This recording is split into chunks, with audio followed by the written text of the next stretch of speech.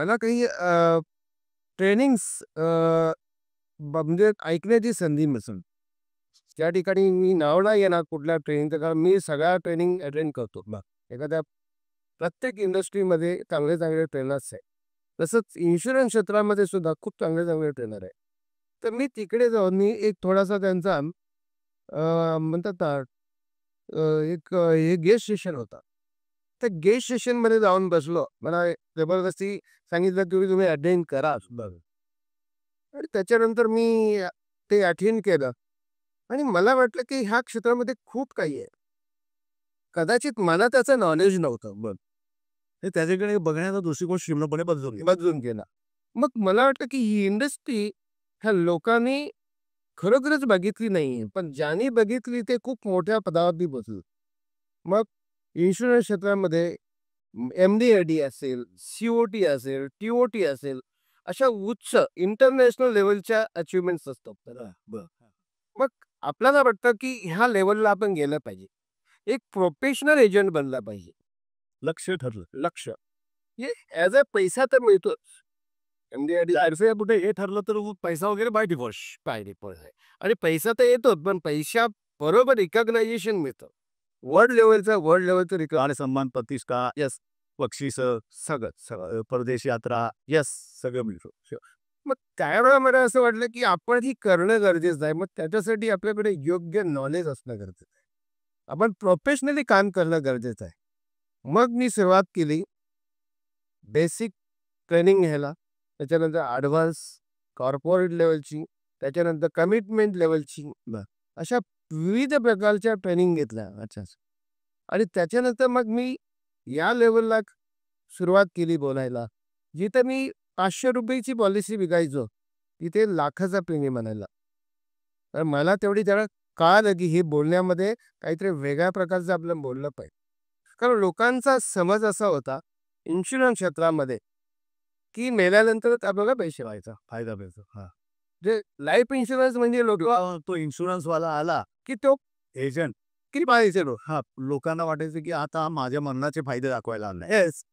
But normally कोणी insurance म्हटलं की नाही म्हणायचं. पण आम्ही पण आता मध्येच एक प्रश्न विचारतो. सर, तुम्ही जेव्हा सुरुवात केली, हां, त्या काळात इन्शुरन्सचा जो स्वरूप होता आणि आत्ताचा स्वरूप, बरं, त्याच्यामध्ये नक्कीच तफावत असणार. त्या काळात इन्शुरन्सचं खरोखर आत्ताच्या काळा एवढं हे नव्हतंच नाही का? नाहीच ना. म्हणजे त्यावेळेला लाईफ इन्शुरन्सच जास्त विकले जायचे आणि त्यावेळेला खरोखरच मरण्याचे फायदे तर सगळ्याचे. ही वस्तुस्थिती आहे का? येस. कारण त्यावेळेला असं असं एक वातावरण होतं, की एज्युकेटेड प्रोफेशनली ॲडवायझर नव्हते. आणि त्यावेळेला ते फक्त काय सांगायचे, "एक पॉलिसी घे." एक मला कुठं कमी पडते पॉलिसी शब्दासाठी, शब्दासाठी. नात्यासाठी. मग माझ्या नातेवाईकांकडे मी गेल्यानंतर ते म्हणाले, "एक पॉलिसी घे, 1-2 पॉलिसी म्हणजे मला करायची आहे, पॅरा पॉलिसी करायची आहे." ज्यात त्या नातेवाईकाचा, मित्राचा फायदा कमी, माझं जिवंत ठेवणं जर्सीवर ठेवायचं.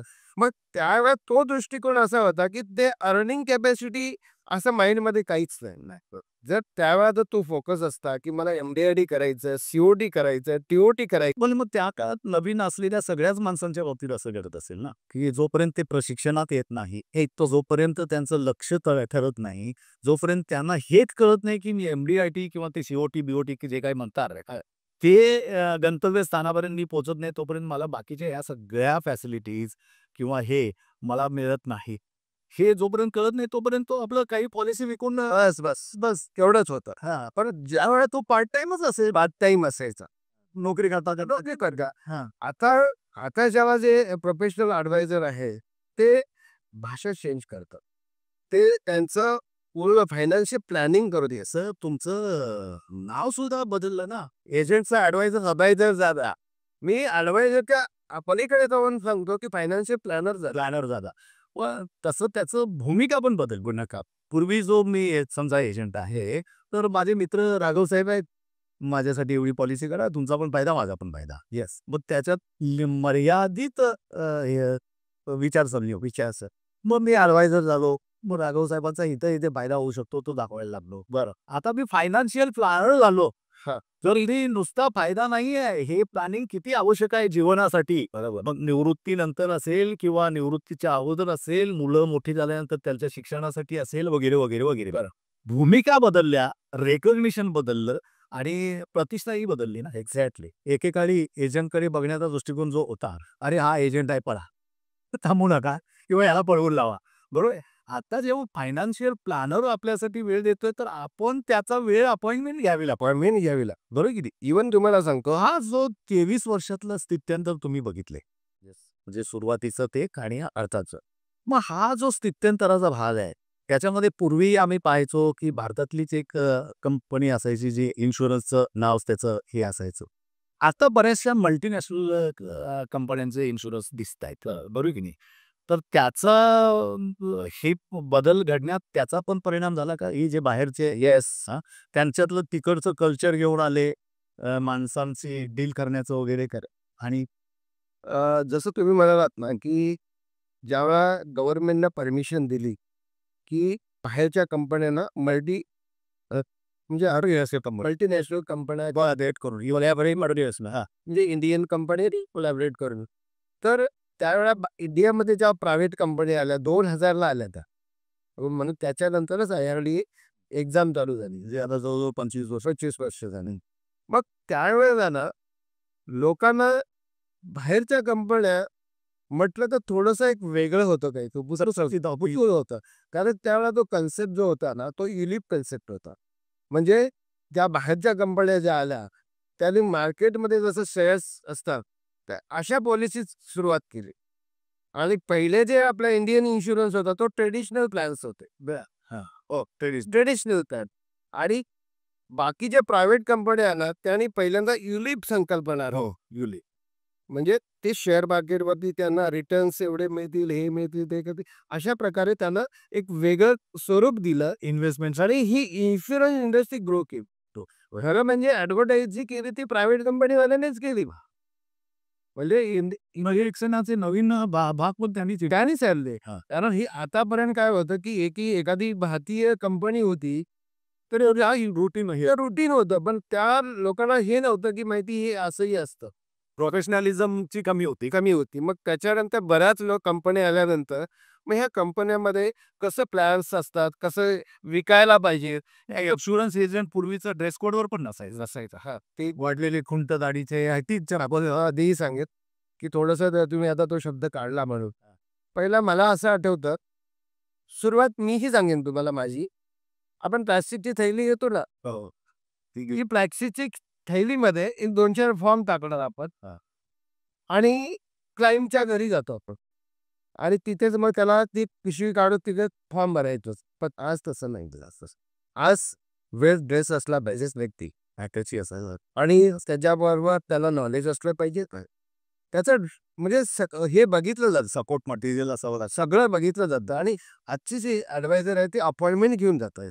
प्रॉपर म्हणजे प्रॉपर मॅनरमध्ये रॅडर जातं. तर ह्या गोष्टी ज्या आहेत ना, ह्या पहिल्या एजंट आणि आतामध्ये फरक आहे. आणि म्हणून आजची जी एज्युकेटेड पिढी आहे ना, ही तुम्हाला ॲक्सेप्ट करते. एका सिस्टमवर आली. प्रॉपर सिस्टमवर आली. येस, प्रोफेशनल सिस्टमवर. त्यामुळे लोकांनाही ते आवडायला लागले. येस, लोक पूर्वी ज्या नजरेतून बघायचे तसं तुच्छतेने आता बघू शकत नाही. कारण तो टाय सूट घालून जर एखादा ॲडवायझर येतोय तुमच्या घरी तर तो आणि त्याच्या फोर व्हीलरमधून येतोय किंवा तो नाही जरी आला तरी वाटतं त्याच्या त्या ड्रेस कोडवरून की बाबा हा कुणी सामान्य माणूस नाही आहे. आणि त्याने वेळ घेऊन आपला हे दिला इथं ते प्रॉपर वे लोक प्रॉपर वे कॉन्सन्ट्रेट करतात. येस, आणि सांगण्याच्या पद्धतीत सुद्धा विकास झाला ना खूपपर्यंत. आज मी जेव्हा एखादी पॉलिसी किंवा एखादा प्लॅन सांगण्यासाठी त्याला सांगतो, की मला तुमची अपॉइंटमेंट पाहिजे. कशासाठी? तर तुम्हाला एक रिटायरमेंटसाठी पेन्शन प्लॅन आलाय. त्या पेन्शन प्लॅनबद्दल माहिती सांगण्यासाठी किंवा मुलांच्या एज्युकेशनसाठी तुम्हाला माहिती सांगण्यासाठी किंवा मॅरेजसाठी माहिती सांगण्यासाठी. म्हणजे हे कन्सेप्ट वाईज चालतो त्याला.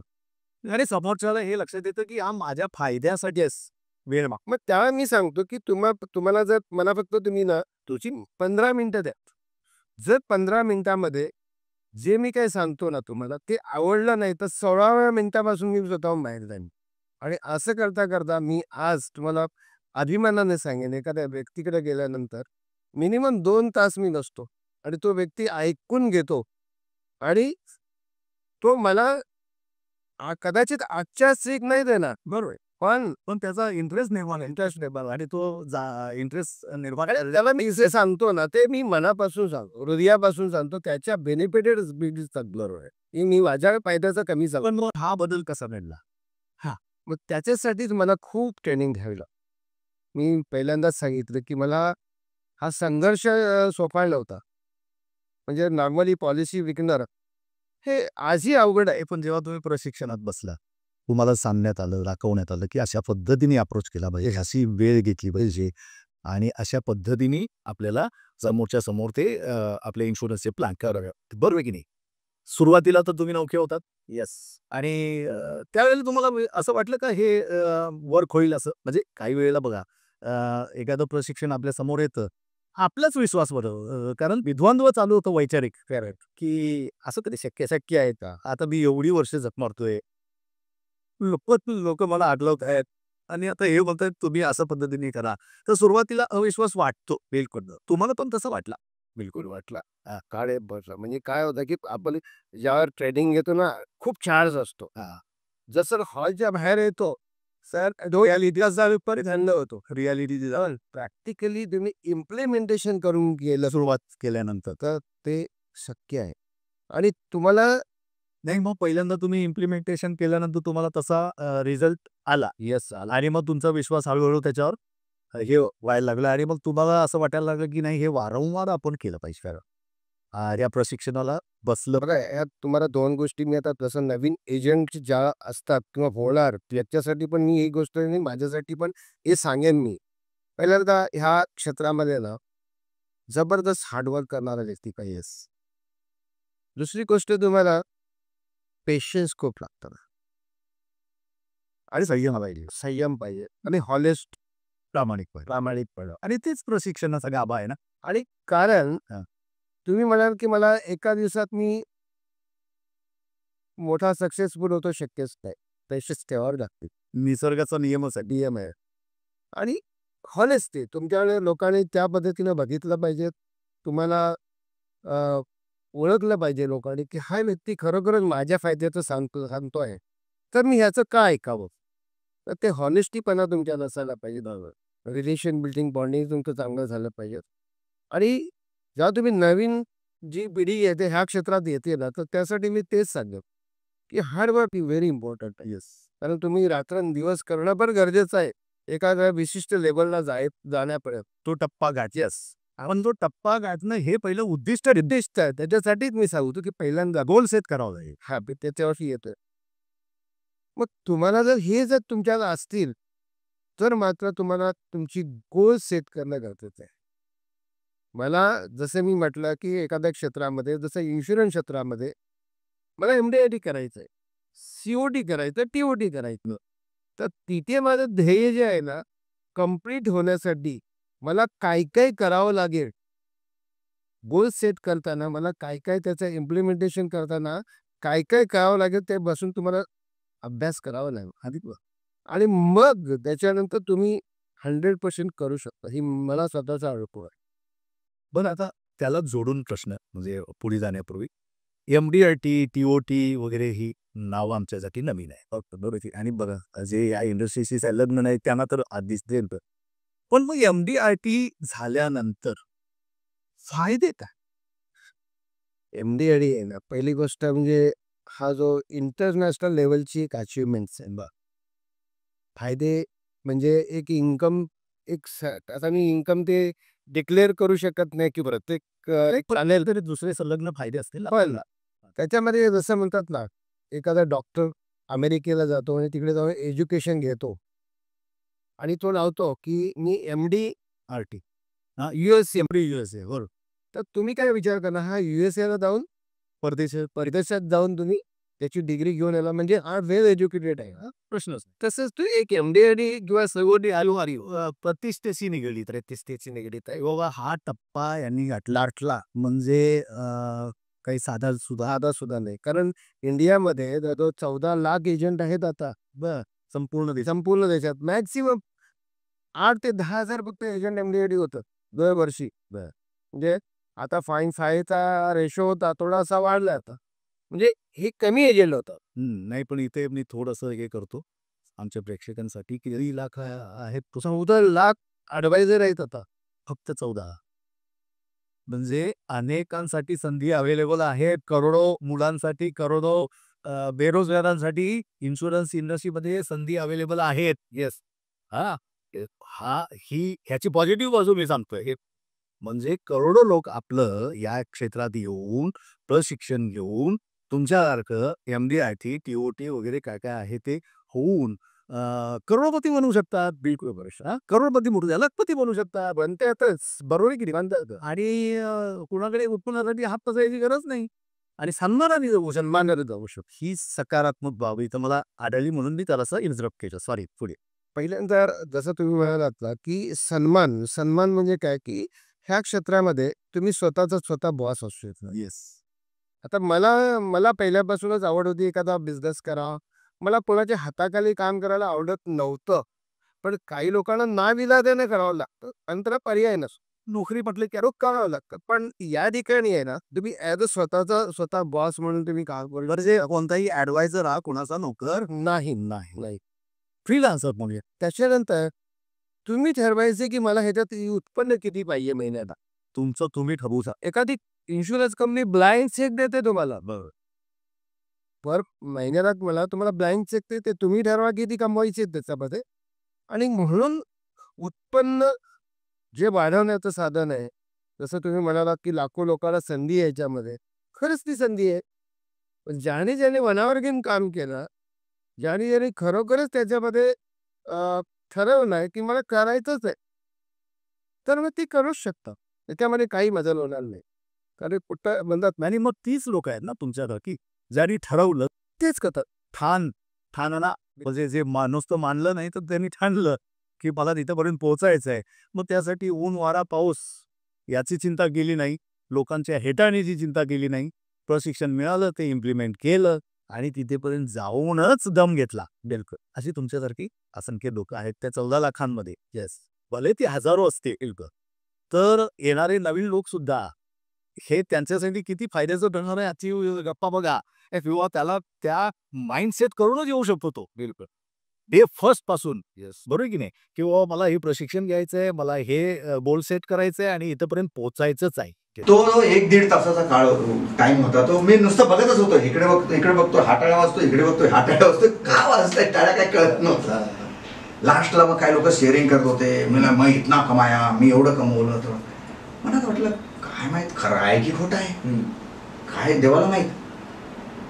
मग ते ज्यांनी माझ्या मित्रांनी बोलवलेलं त्यांनी मग फॉर्म मी भरायला स्टार्ट केले. ताबडतोब बोलले फॉर्म भरा. मी नाही भरत होतो फॉर्म. ते बोलले आम्हाला आपल्या सिनियरला दाखवायला लागतंय फॉर्म रेकॉर्डला वगैरे. भरला फॉर्म. घरी आलो.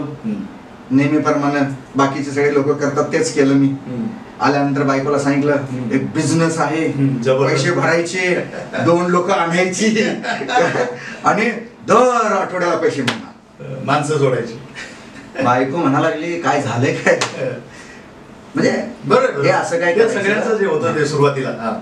बायको तर पाठ लागलेली बोलते हे सगळे इकडे तिकडे पैसे भरण्यापेक्षा मला एक वॉशिंग मशीन घेऊन द्या. बरोबर. पेप्सीचे कपडे धुवून कंटाळा आलाय. खरंय. दुसऱ्या दिवशी तो माणूस घरी. मी विचार केला मला ऍड्रेस कोणी दिला असणार माझा. परत आला, डिस्कस करायला चालू केले ते माझ्याशी. घरी आले, बोले इधर से जा रहा था, इथूनच चालले तो. म्हटलं चला तुमच्या घरी चहा पिऊन जाऊया. फॉलोअप खूप महत्वाचा असतो. स्ट्रॉंग.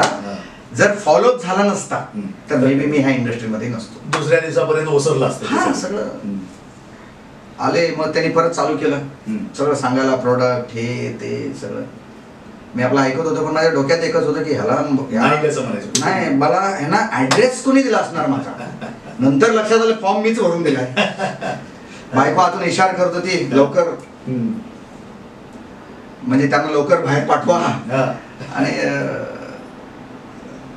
त्यांना मग ते 1-1.5 तास डिस्कस केले आणि गेले. मी त्यांना सांगितलं उद्या भेटतो. आणि दुसऱ्या दिवशी मग त्यांच्या हातात सकाळी 10-11 दरम्यान पैसे दिले. आणि त्यावेळी एक काम केलं की मी माझा फॉर्म म्हटलं भरू नका, आता माझ्या मिसेसच्या नाव भरा, कारण माझा जो बिझनेस आहे ह्या डायरेक्ट सेलिंग इंडस्ट्रीमध्ये पूजा उत्तम जाधव ह्याच नावाने आहे. आतापर्यंत जेवढा माझा जो आहे तो पूजा उत्तम जाधव. तर मिसेसच्या नावाने फॉर्म भरला आणि बिझनेसला स्टार्ट करण्याचा निर्णय घेतला. आणि ज्या दिवशी निर्णय घेतला, पैसे दिले ना, असं वाटायला लागलं आता मी ते 2, 4, 5 लोकांना काय करणार, ह्या सिस्टम मध्ये आणणार, जॉईन करणार, मेंबर बनवणार. कारण की मेंबर बनवायचं हेच एक ते डोक्यात होतं ना, मेंबर बनवणार असं वाटायला लागलं. पण दिवसभर कोणाला सांगायची हिंमत नाही झाली. आणि संध्याकाळी एक माझा खास मित्र, तो त्याला मी जाऊन असं डिस्कस केलं, वरनं डिस्कस केलं, वरनं तर मला ओरडायला लागला, शिवाय घालायला लागला, बोलतो तुला डोकं नाही, कुठे पण पैसे फसले तुझे, फसलास तू. हे सगळे शब्द त्या दिवशी मी ऐकले आणि गपचूप मध्ये बाहेर आलो त्याच्यापासून ऐकून. आणि मी ज्यांच्या हातात पैसे दिले त्यांना फोन केला, प्लीज म्हटलं रिटर्न द्या माझे पैसे, काही होणार नाही. आणि पहिल्या दिवशी पैसे रिटर्न मागितलेला माणूस काय तुमच्यासोबत, पैसे देऊन परत मागितले, पैसे परत मागितले. आणि आज मी खरंच परमेश्वराला थँक्यू बोलतो, त्यांनी रिटर्न नाही दिले. त्यांनी सांगितलं ते तर मी दुपारीच तुमचं लॉग इन केलेलं आहे, फॉर्म पण तुमचं प्रोडक्ट पण आणून ठेवलेले आहेत आणि ते मी तुम्हाला 1-2 दिवसात भेटून तुम्हाला देईन. म्हटलं आता माझे गेले, दुसऱ्या कोणाचे गेले नाही पाहिजे. आणि इथून पुढे आजपासून कोणाला बोलायचं नाही, सांगायचं नाही, बोलायचं नाही, ठरवलं, पहिल्याच दिवशी ठरवलेलं आहे. त्यांनी खूप प्रयत्न केला भेटण्याचा, सगळं मी भेटायचा भेटतच नव्हतं. पण त्यातला त्यांचा सिनियर एक जे होते त्यांनी मला एक दिवशी असं फोन केला, तो माझ्यासाठी नंबर काय आणून. त्यांनी बोलले उत्तम जाधव बोलताय, बोला हा पेप्सी मध्ये जॉब करताय, बोला हा ते पेप्सीची ऑर्डर द्यायचे कुठे भेटू शकता सांगा. मी म्हटलं तुम्ही कुठे सांगा, मी येतो. ऑर्डर म्हटल्यानंतर मी येणार. आणि महाकाली ज्यूस सेंटर ते बोरिवली वेस्टला, महाकाली ज्यूस सेंटर तिथे जाऊन त्यांच्याशी गाठभेट झाली.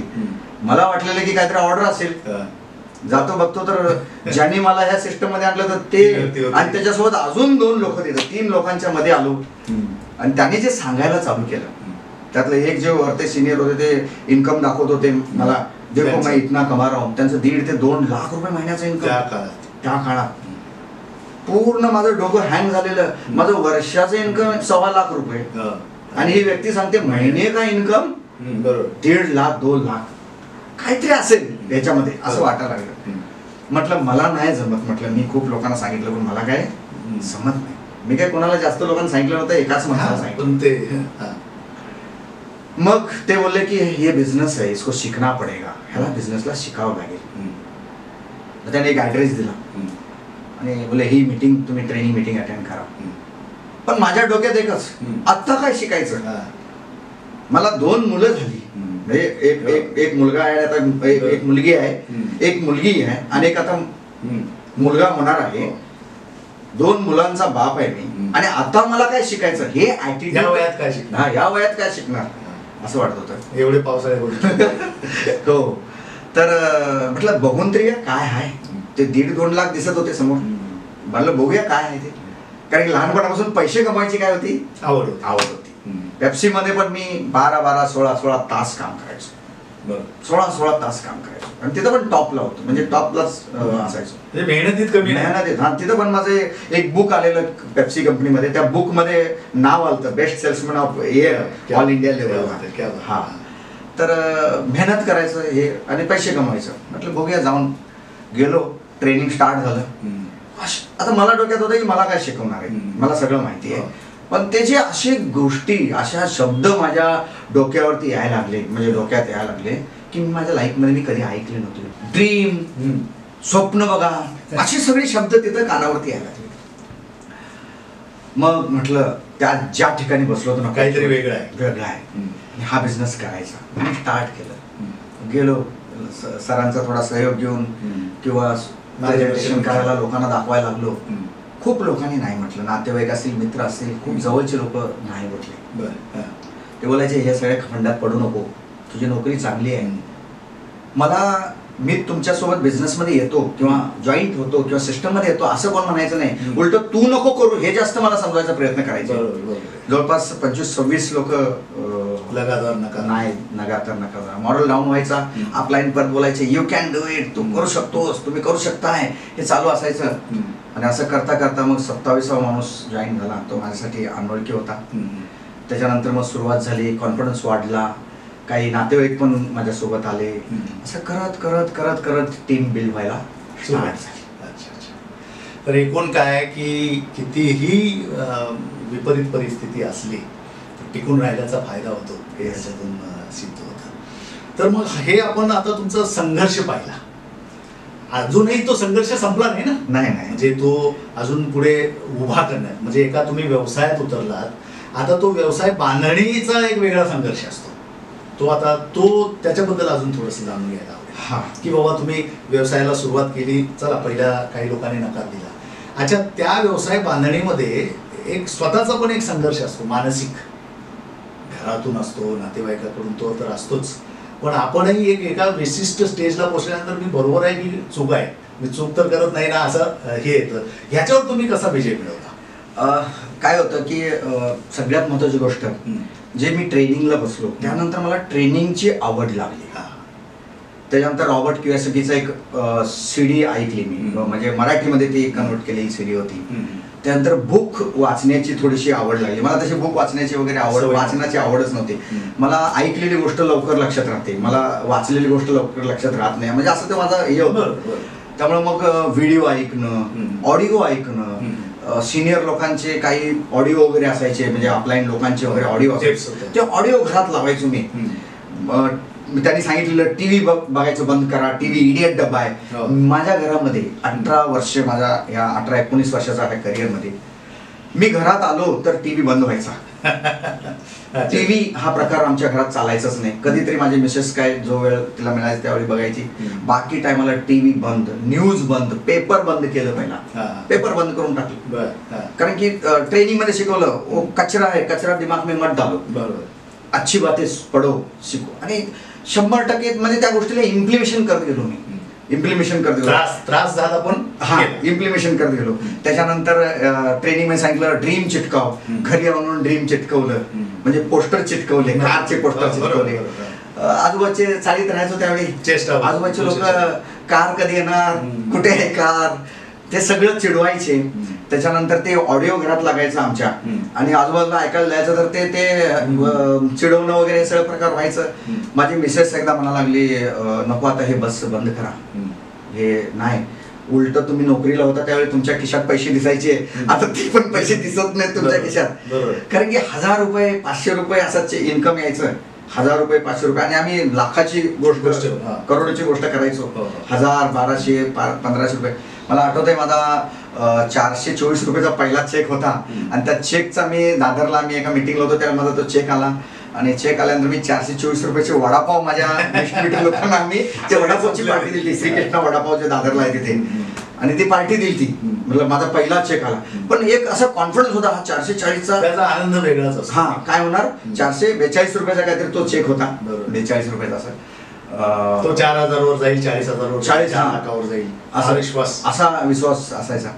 आणि मग घरातून पण थोडस असं कधी कधी मध्ये मध्ये यायचं. एकदा तर माझ्या मिसेस बोलल्या, आता तुम्ही जर हे बंद करत नसाल तर मी गावी जाते, तुम्हाला काय करायचं, काय करायचं ते करा. मी म्हटलं लोकांच्या त्यावेळी आम्ही लाल एसटीतनच जायचो, एसटीनं जाणं. मी म्हटलं कधीच एसटीचं तिकीट घेऊन येऊ. म्हणजे बायकोलाही कळलं हा माणूस मला गावी पाठवेल, पण हे सोडणार, पण ह्या बंद करणार नाही, म्हणजे इथून तो बॅक होणार नाही, हे घरी पण कळलं. म्हणजे इतक्या ह्याच्याने काम करत गेलो आम्ही.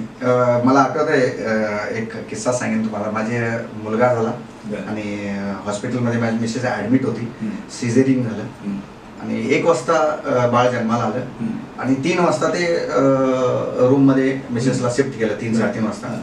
मी वाटच बघत बसलो होतो, कारण की एकट्याला वेळ दिलता, आणि मला ते वेळ दिलेली कमिटमेंट काय नव्हती, तोडायची नव्हती. वेळ दिलता, मी प्लॅन दाखवायला येतो म्हणून. आणि मिसेसला थोडासा असं होश आला, तिला विचारलं तू घरी आहेस ना, मी म्हटलं एक प्लॅन दाखवून येतो.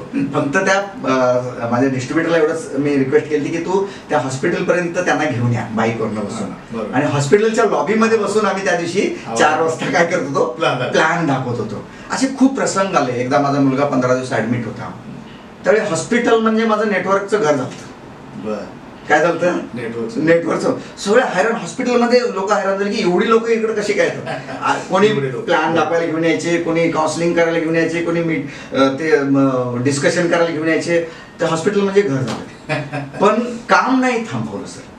पाऊस आला, पावसाला आम्ही एकच मेसेज देतो, भिजव बाबा किती भिजवतोस. काय ह्या वर्षी भिजव, पैशाचा पाऊस पाडतो. ह्या वर्षी भिजव, पुढच्या वर्षी कार आणणार आणि वायपर असं चालत असणार आणि आम्ही निघणार. काय म्हणजे असं एक चॅलेंजिंग गरमी असली, गरमी परिस्थितीत सुद्धा त्या ह्याला सामोरं जाण्याचा एक द्वेष निर्माण, थंडी असली, काही असू दे. आणि म्हणून मग यांनी तो द्वेष दाखवला, म्हणून आज या स्थितीला पोहोचलेले आहे. ज्यांनी मरगळ दाखवली ते आज या क्षेत्रात नाहीत. एक वस्तुस्थिति है. डायरेक्ट सेलिंग इंडस्ट्री में आप केवल डायरेक्ट सेलिंग इंडस्ट्री को ट्रेनिंग देते हैं या किसी कॉर्पोरेट कंपनी या कोई इंश्योरेंस कंपनी या इसको भी आप देते हैं, दूसरे फील्ड के लोगों को भी? ओके, तो इसका जवाब मैं दूंगा तो कोई इसको पर्सनल मत लेना, क्योंकि कभी कभी कुछ लोग इसको पर्सनल लेते हैं. तो डॉक्टर्स भी एक जनरल प्रैक्टिशनर होते हैं, स्पेशलिस्ट होते हैं. बिल्कुल से. ओके, तो स्पेशलिस्ट वो कोई एक ही बीमारी चेक करते हैं, वो सिर्फ ब्रेन चेक करते हैं या हार्ट चेक करते हैं. तो मेरा दिमाग में ये था कि भाई मुझे स्पेशलिस्ट बनना है, जनरल प्रैक्टिशनर नहीं बनना है.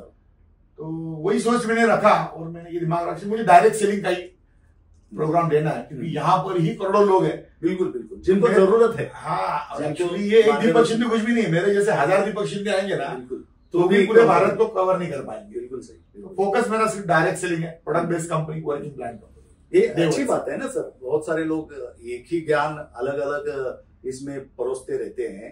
उसके बजाय आपके जैसा बंदा कहता है कि भाई मैं एक ही क्षेत्र में अपना योगदान देना चाहता हूँ, और ये साफ सुथरा है ना, ये सही बात है. तो डायरेक्ट सेलिंग इंडस्ट्री में और एक चीज बताना चाहूंगा मैं, एक्चुअली किसी को पर्सनल नहीं लेना है. काफी लोग अपने आप को MLM ट्रेनर बताना पसंद नहीं करते. मैं प्राउडली बताता हूँ आई एम MLM ट्रेनर. बिल्कुल सही. मेरा सर्च पर करोगे तो MLM ट्रेनर मिलेगा. मुझे प्राउड है कि मैं MLM ट्रेनर हूँ. जिनको शर्म लगती है वो MLM को जानते ही नहीं ना. अब इनके जैसे लोगों ने MLM को गाली के तरह इस्तेमाल किया है एक तरह से. और मैंने भी बहुत बार देखा है कि मेरे सामने जब कोई ये करता है, सर एक संकल्पना मैं आपको दिखाना चाहता हूँ, लेकिन MLM नहीं है. तो मैं समझ लेता हूँ कि इसको लगता है कि MLM का नाम लेते ही मैं ये हो जाऊंगा, नेगेटिव हो जाऊंगा ऐसे. तो मैं उल्टा करता हूँ कि भाई MLM नहीं तो मत आना. क्या बात है. मुझे MLM हो तो ही दिखाना, वरना मुझे कोई दिखावा मत है. मुझे दूसरे किसी चीज में इंटरेस्ट नहीं है. तो MLM ये कोई गाली तो नहीं है ना. और अभी उसके अच्छा MLM के कितने सारे रूप है और कितने सारी शब्दावली है सर MLM को. तो डायरेक्ट सेलिंग कहते हैं, नेटवर्क मार्केटिंग कहते हैं, मटेरियल मार्केटिंग कहते हैं, MLM कहते हैं. और मैं नेटवर्कर को प्रोग्राम बोलता हूँ, आप जो करते हो उसका प्राउड फील करो. हाँ, सबसे पहले अब ये मत बोलो मैं ये प्रोडक्ट बेचता हूँ, मैं ये कंपनी करता हूँ. लोग इसको फैशन शब्दों का XYZ बिजनेस बोलते हैं. अभी XYZ समझो कंपनी का नाम है. वो जरूरत नहीं, डायरेक्टली बोलो ना मैं MLM करता हूँ. बिल्कुल प्राउडली बताओ और लोगों को पॉजिटिव करने का आपका काम है. बिल्कुल सही. तो लोग निगेटिव बोलते हैं, ये बोलने का इनकम नहीं होता है. निगेटिव लोगों को मिलकर पॉजिटिव करने का इनकम होता है. अब डायरेक्ट सेलिंग इंडस्ट्री को जब सरकार भी गंभीरता से ले रही है, जैसे कि गाइडलाइंस हो, लॉ हो, या तो जो भी सरकारी मंच पे अभी हमने पीयूष गोयल साहब, वो बहुत सारे मंत्रीगण को भी डायरेक्ट सेलिंग के बाद मंच पर आकर उन्होंने अपना वक्तव्य दिया है. उस क्षेत्र की तरफ देखने का नजरिया अगर किसी का इतना नेगेटिव है, तो उसके क्या रीजन आपको नजर आते हैं इस इंडस्ट्री की तरफ देखने के, इस नजरिए की, या तो इस गलतफहमी के क्या रीजंस, क्या कारण हो सकते हैं आपकी नजर से? एक्चुअली अभी 24 साल का मेरा जो एक्सपीरियंस है, इसमें से मैंने एजुकेशन में मैं सबसे बड़ी 2 गलतियां बताता हूँ. डायरेक्ट सेलिंग इंडस्ट्री की सबसे बड़ी 2 गलतियां. तो जो नेटवर्क करे या जो बनना चाहते हैं वो भी ध्यान से सुने. पहला गलती 1996 से लेकर अब तक जो इन्वेस्टमेंट कंपनीज आई, चाहे फिर वो ट्रेडिंग में होगा, फॉरेक्स ट्रेडिंग होगा, या अलग अलग किसी ने सिंगल लेग प्लान बताया, किसी ने अलग अलग जैसा क्लब हाउस बताया, क्लब ROI बताया, अलग अलग बताया MLM के अंदर.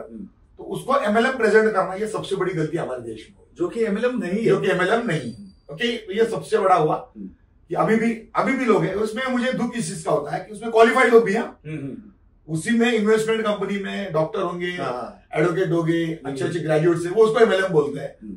एक्चुअली ये बोलना पहले गलत करना चाहिए, क्योंकि वो बंद होना चाहिए, माफ करना। बिल्कुल सही, क्योंकि जब वो बंद होता है तो लोग बोलते हैं एमएलएम गलत है। क्योंकि ये इन्वेस्टमेंट वाले क्या करते हैं ना, कंसेप्ट इन्वेस्टमेंट का होता है, जामा पहनाते हैं वो हाँ, MLM उसमें डायरेक्ट सेलिंग का प्लान लगा देते हैं, तो एमएलएम नहीं होता। ये पहला बड़ा गलती बोल रहा हूँ मैं, बड़ा गलती। ओके, तो कुछ लोग इसके अंदर गए, और लिटरली कहूंगा, पैसा डालने वाला बर्बाद नहीं होता है, पैसा लाने वाला बर्बाद होता है। बिल्कुल सही। लाने वाला, कुछ लोग का गांव में घूमना फिरना मुश्किल हो जाता है, तो बड़ा गलती। दूसरा गलती बताऊंगा मैं, जब इसके प्रोग्राम्स होते हैं ना, जैसा मैं खुद सेमिनार कंडक्ट करता हूं, तो लोग इसको इतना इजी बताते हैं ना कि बस मैं आया, मैंने 2-4 लोगों को डिस्ट्रीब्यूटर बना दिया और मेरा लाइफ चेंज हो गया।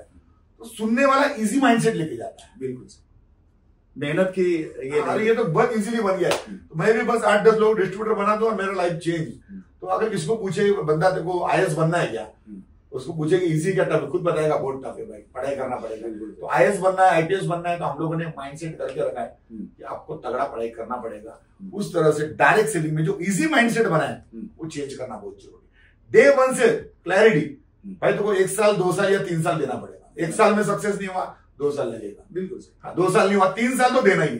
हाँ, 3 साल के बाद तू शांति से बैठ के डिसाइड कर कि भाई तुझे अभी आगे क्या करना है।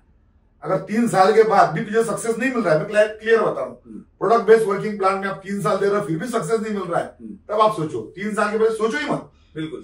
तो ये माइंडसेट डे 1 से करना बहुत जरूरी लगे रहो। जो हर प्रोग्राम में, सेमिनार में जो इजीली प्रेजेंटेशन हो रहा है, लीडर्स आ रहे इजीली बता रहे हैं, तो लीडर को भी पता है कि उसने अगर सक्सेस हुआ है तो कितना पापड़ बेला है, उसको भी पता है। तो वो इजी बताना बंद करो। आज भी मैं टफ माइंडसेट के साथ सेमिनार्स लेता हूँ, टफ माइंडसेट के साथ ट्रेनिंग लेता हूँ, लोग खुश होते हैं और उनको अच्छा लगता है कि आपने सब क्लियरली बताया कि भाई तेरा 3 साल देने का तैयारी है। तो अब क्लियरली बताया ही है, तो ये भी क्लियरली बता दीजिए कि इसमें से कौन सी कंपनियां लीगल है और कौन सी कंपनियां इलीगल। नाम नहीं, किसको हम लीगल माने। अगर मैं नया आदमी हूं, मैं आना चाहता हूं, तो किस तरह की कंपनी को लीगल मानकर मैं उस कॉन्सेप्ट में चला जाऊं और किस तरह की इलीगल मानकर उनसे दूर रहूं। ओके, आपने सही कहा कि नाम नहीं बताना है। तो पहला चीज तो 2 चीज एकदम क्लियर है, जहां पर भी बिना काम की 1 रुपया बोल रहा हूं मैं, 1 रुपया भी कोई कमिटमेंट करता है कि आपको बिना काम किए मिलेगा, नॉन वर्किंग, 100% उधर फ्रॉड होगा और लीगल है ही नहीं। फ्रॉड तो होना ही है, क्योंकि आपने 1000 रुपया दिया, 1000 का प्रोडक्ट भी मिल गया है और 1 रुपया मिल रहा है, 1 रुपया एक्स्ट्रा मिल रहा है, डबल की बात ही नहीं। तो वो कहां से आएगा, बड़ा क्वेश्चन मार्क है। बिल्कुल। तो वहां फ्रॉड होना गारंटेड है। अब रहा दूसरी कंपनी जो product based company, product based यानी आपने पैसा दिया, आपको प्रोडक्ट मिल गया, काम करोगे पैसा आएगा, नहीं करो नहीं आएगा। तो वहां पर सेंट्रल गवर्नमेंट ने जो गाइडलाइंस दिया है उसको स्टडी करो, ये गाइडलाइंस के हिसाब से कंपनी चल रही नहीं चल रही है। कभी कभी हमारे पास उतना अकल नहीं होता है। देखो, शादी करना और एमएलएम कंपनी ज्वाइन करना इक्वल है। जितना प्रिकॉशन आपको लेना है शादी करने के लिए, जितना आप स्टडी करते हो, दोनों की बात कर रहा हूँ, सिर्फ लड़का लड़की की बात नहीं कर रहा हूँ। बिल्कुल भाई, लड़की का प्रोफाइल क्या है, लड़के का प्रोफाइल क्या है, वो जितना प्रिकॉशन लेते हैं उतना ही प्रिकॉशन आप ले लो एमएलएम कंपनी को ज्वाइन करने के लिए। आपको नॉलेज नहीं है, एक एडवोकेट हायर कर लो, 2-4-5,000 रुपए उनको दे दो, रिक्वेस्ट करो भाई आप स्टडी करो। ये जो लोग जो गाइडलाइंस दिया हमारे भारत सरकार ने, उसमें कंपनी बैठती है नहीं बैठती, उस गाइडलाइन में बैठती है, सही प्रोडक्ट मिल रहा है, वर्क प्रोडक्ट मिल रहा है, लोगों के काम का प्रोडक्ट मिल रहा है, कंपनी का प्रोफाइल अच्छा है, एजुकेशन सिस्टम है। अगर कंपनी पुरानी है तो टाइम टू टाइम पेआउट मिल रहा है क्या, लोगो प्रोडक्ट्स मिल रहे हैं क्या, पिकअप सेंटर में प्रोडक्ट अवेलेबल है क्या, ये सब देख लो। और एक बार आपने आईडी खोल दिया तो 1000 बार सोचो और खोलने के बाद रुको मत, पीछे देखो मत, आगे ही बढ़ते जाओ। अच्छा, प्रोडक्ट्स या सर्विसेज, 2 ही चीजें नेटवर्क मार्केटिंग के मंच पे बेची जाती है, ऐसा गाइडलाइन है। इसके अलावा जो भी दिखावा है वो सब इलीगल है, ऐसा मानना सही रहेगा ना? देखो, जहां पर भी मैंने जैसा कहा ना, रिटर्न मिल रहा है आपको बिना काम किए, तो वही तो 100% इलीगल है। हाँ, वो नेटवर्क मार्केटिंग है ही नहीं। बिल्कुल और वहां पे आज ना कल कभी ना कभी फ्रॉड होने वाला है। तो वो चीज में आप मत जाओ। प्रोडक्ट बेस है, सही कंपनी ज्वाइन करो, और लोग करना चाहते हैं, इसलिए तो अभी 96 से लेकर अभी तक कंपनियां चल रही है, सक्सेसफुल कंपनी आई है। दोनों टाइप का मिलेगा आपको, हर धंधे में मिलेगा, सक्सेस फेलर हर धंधे में, बराबर। ऐसा नहीं कि यहाँ पर 100% सब कंपनियां सक्सेस हो जाएगी और कोई भी फील्ड में 100% सक्सेस मिलेगा। सक्सेस फेलर सब जगह पर है। फेलर को छोड़ो, सक्सेसफुल कंपनीज को देखो, जहां पर लाखों लोग आज नेटवर्क का बन रहे हैं। क्यों बन रहे? प्रोडक्ट बेस की बात कर रहा हूँ, वर्किंग प्लान की बात कर रहा हूँ, क्योंकि लोग उसको करना चाहते हैं। लोगों के दिमाग में डालना आपका काम। एक आम आदमी डिस्ट्रीब्यूटर बनकर किसी कंपनी में ज्वाइन हो गया और उसको अभी बड़ा बनना है, एक सांकेतिक डायमंड बनना है, बराबर। तो उसको डायमंड बनने का जो उसने ठान लिया है, उसके इस यात्रा में प्रशिक्षण का रोल कितना है? एक्चुअली मैं बताऊं आपको कि जैसे मैंने यूरेका फोर्ब्स किया है, तो वो door to door marketing, network marketing, ये डोर टू डोर मार्केटिंग नहीं है। बिल्कुल सही, वो लास्ट ऑप्शन है। नेटवर्क मार्केटिंग का सक्सेस है नए लोगों को सेमिनार में लाओ, ज्वाइन लोगों को ट्रेनिंग में बिठाओ, तब जाके हम बोलेंगे स्मार्ट वर्क है। लेकिन आसान काम करते नहीं ना। हाँ, स्मार्ट वर्क यही है। न्यू गेस्ट को इनवाइट करो। देखो आपको एग्जांपल दे रहा हूं मैं, जिसने कभी जिंदगी में 100 रुपए का पेन किसी को बेचा नहीं, मार्केटिंग का जिसने नॉलेज नहीं लिया, उस बंदे को हम बोलते हैं भाई डिस्ट्रीब्यूटर बन जा, प्रोडक्ट्स ले लो, जाकर बेचना शुरू कर दे। गलती यहीं से शुरू हो जाता है। बिल्कुल ओके। तो जैसे मैंने कहा कि seminar training, seminar training, seminar training, यही डायरेक्ट सेलिंग इंडस्ट्री है। हाँ, किसी को आप 2 बार 4 बार इन्वाइट कर रहे हो, और भाई 4 बार इन्वाइट किया बंदा नहीं आ रहा है सेमिनार में, तब जाके उसके घर पे जाके आप उसको प्रेजेंटेशन देकर क्लोज कर सकते हो। तो लास्ट ऑप्शन है, तो फर्स्ट ऑप्शन नहीं है। तो मैं रिपीट कर रहा हूं कि डायरेक्ट सेलिंग इंडस्ट्री में डायरेक्ट वर्ड है, लेकिन ये डोर टू डोर मार्केटिंग नहीं है। अच्छा, फिर क्या ये सेलिंग का बिजनेस है या नेटवर्क बिल्डिंग का बिजनेस है? इसके ऊपर भी थोड़ा हमारे दर्शक जानना चाहेंगे। देखो आज अगर क्योंकि इसको डायरेक्ट सेलिंग कहा जाता है ना, तो देखने का नजरिया सेलर का हो जाता है, इसलिए ये सवाल बहुत बढ़िया सवाल है। हम लोग कहते हैं कि बेरोजगारी है, बेरोजगारी है, लेकिन आप कोई भी पेपर देख लो, न्यूज़पेपर का ऐड देख लो, तो मार्केटिंग का होलसेल में ऐड है। बिल्कुल, वैकेंसी बहुत सारा है, लोगों को मार्केटिंग नहीं चाहिए। लोग अगर सेल्समैन का जॉब करने लगे ना, तो इंडिया में कोई बेरोजगार नहीं बेचेगा। बिल्कुल सही। यानी कि लोगों को सेल्समैनशिप पसंद नहीं है, और हम लोग क्या करते हैं, उसको सेल्समैन बना देते हैं। चीज उसको पसंद, ये इतना माल ले, जाकर बेच गया। जैसे मैंने कहा कि लास्ट ऑप्शन है, दूसरे शब्दों में लोगों के गले में मार के आ जाओ। हाँ, पहला उसको सेमिनार में लाओ, ज्वाइन हुआ तो ट्रेनिंग दो, और इस तरह से इस प्रोसेस से अगर बिजनेस नहीं हो रहा। हाँ, उस प्रोसेस के बारे में सर हाँ। बताइए कि डायरेक्ट सेलिंग इंडस्ट्री में अगर मैं आ गया हूं, तो मुझे क्या आगे कैसे बढ़ना चाहिए? वो कौन सा रास्ता है या कौन सी वो सिस्टम है जिसके जरिए मैं सफल हो जाऊं?